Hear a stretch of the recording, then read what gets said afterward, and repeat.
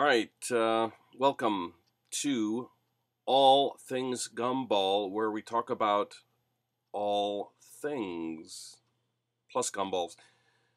So anyway, I hope you guys are enjoying these videos. I hope you're learning from my experiences, my failures, and my positive experiences too. I've been working on this business for quite a while, and here's a question I just got recently. What do you offer the store owner when you look for locations? The simple answer is nothing. And I'm saying it with a smile on my face. Offer them nothing. Don't offer them anything. When I first started this business, I probably was doing like you guys are thinking, oh, I got to offer them something. I got to scratch their back because they're scratching my back. The owners of these stores, they don't really want anything. Most of them, I'd say about 90% of them don't really want anything from you guys. Don't offer them anything. I will say this, some places that are very large, like a shopping mall, you're not going to get in there unless you give them something, because they're a business. And all the places you're putting your vending machine are businesses, of course. But, the smaller the business, the more likely they'll say yes without you offering them any percentage. About 85–90% of my businesses that I have vending machines in, I don't offer them any money. I don't pay them any money. When I go out looking for a location, I don't offer them any money. It's only very rare that I will offer a percentage. And if I do, like I said, very rarely, I will start at a low number, 20% of the gross. That means when I open the machine up, I pull out the money, I look at the money, I count it, and I give them 20%. And what that equals out to is $1 for me and $1/4 for them, and that'll be 20%, okay, or $4 for you, $1 for them. That's 20%. Now, if they quibble and they say, that's not really enough, offer 25%. That's $3/4 for you and $1/4 for them, or $3 for you and $1 for them. It won't be very much money. Honestly, your machines only make about $10 a month profit on average. If you don't believe me, Google the national average. Just go to Google, type in bulk candy vending national average profits. And you'll see numbers pop up like about $10, $11, $12. So the national average is about $11 per month. If you have 100 machines, you're going to make about $1,000 a month on average. If you have 100 machines, what you want to do, if all your machines are out working, take a look at your slowest locations and find new locations for those machines. Get those out of that location. So when you go knock on doors, what you do is you smile and you be friendly and dress appropriately. I saw a video where a guy was working the vending business and he had a tank top and shorts on, and it, to me, I'm thinking to myself, if I see that guy working on the machine, I'm thinking this is kind of an unprofessional look. It doesn't inspire me to want to use the machine. It's kind of gross, actually. When you go to a restaurant, unless it's on a beach or something, like a bar on a beach, and there's sand in the bar.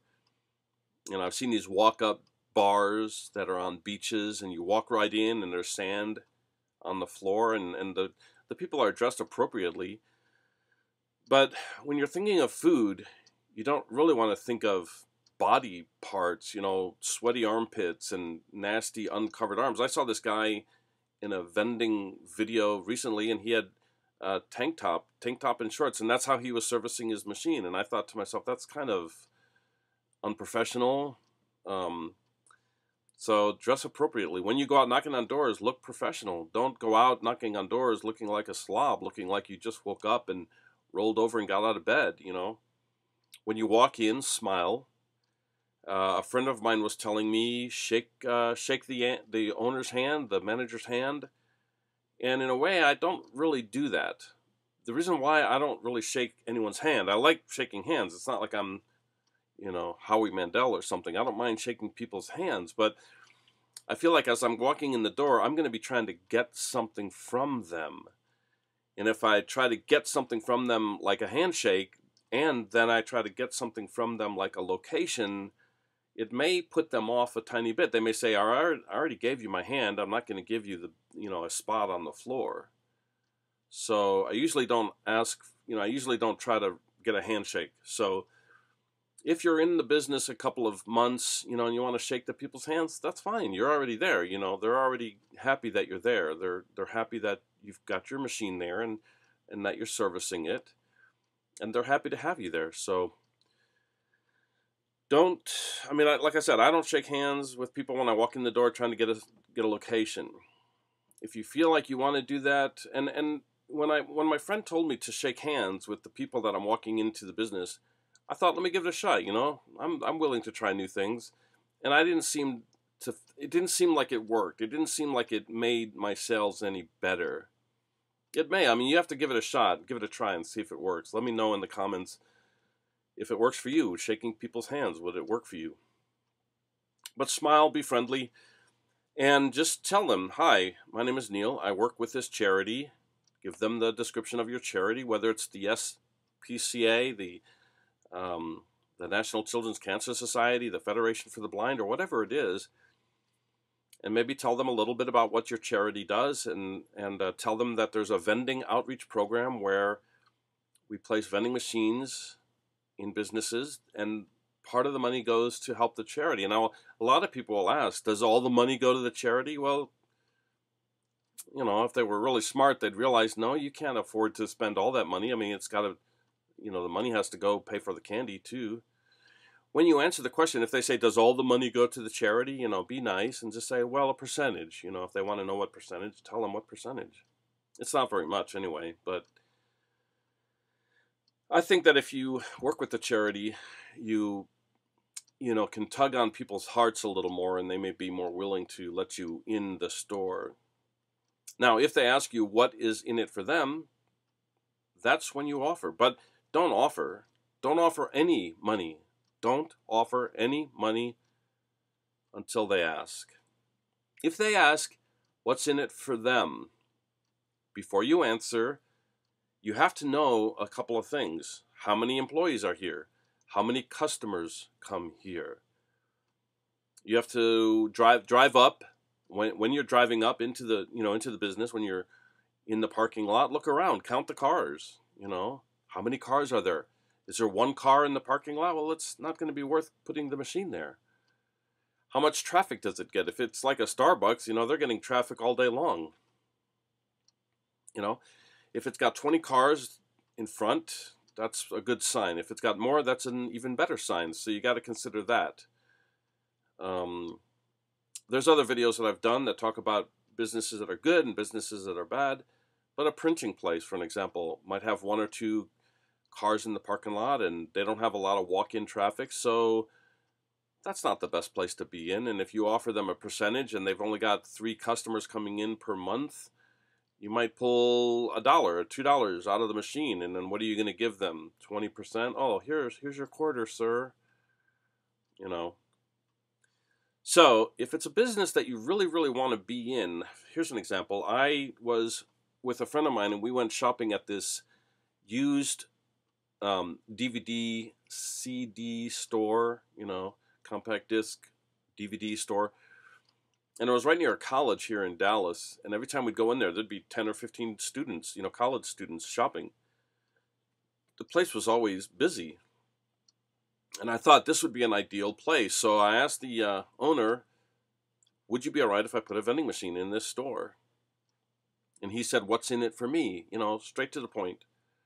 And I thought, wow, I like the entrepreneurial spirit. I'm willing to work with somebody like that. I like that attitude. I'm an entrepreneur, I said, I'll give you 20% of the gross. What that means is I pull out the money, 20% means he gets a quarter, I get 4 quarters. He gets $1, I get $4.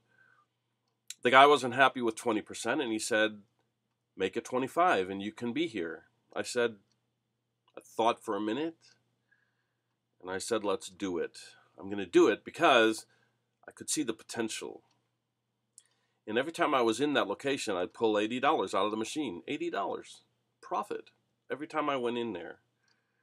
And it was a sad day when they went out of business, when they shut down their business. So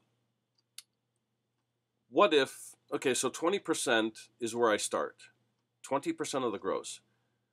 From there, move up to 25% of the gross. If you want to move up to 30%, you can do that. Now, some of these big shopping malls, they might say 50%. And what they're saying is 50% of the profits, which actually turns out to be about 33% of everything. I've got a couple locations where I pay them 50% of the profits. And what I used to do is I used to come in, fill up all the machines, and I would count the candy. I would literally take a piece of paper and I'd write down, okay, half a bag of Skittles, a bag and a half of Mike and Ike's, 2 bags of peanut M&Ms, a quarter of a bag of hot tamales.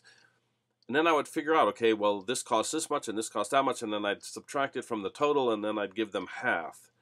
And every time I did that, it turned out to be about 33% of everything. So now I don't write everything down and calculate it that way, but you can still do that if you're, if you really want to focus on the details.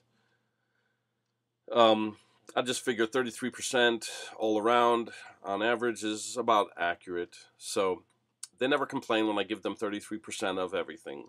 And that's as high as I go. I won't go any higher than that. And if they do want more, I just say, no, thank you, and I walk away. There's 1,000 places that'll take your vending machines. Don't fret. If you can't get into a mall or a shopping center that you really want to be in, don't fret. Move on. I hope that helps you with your vending business, ladies and gentlemen, and you all have a good day. We will talk to you in another video. I don't know why I keep saying that. We will talk to you. I will talk to you in another video.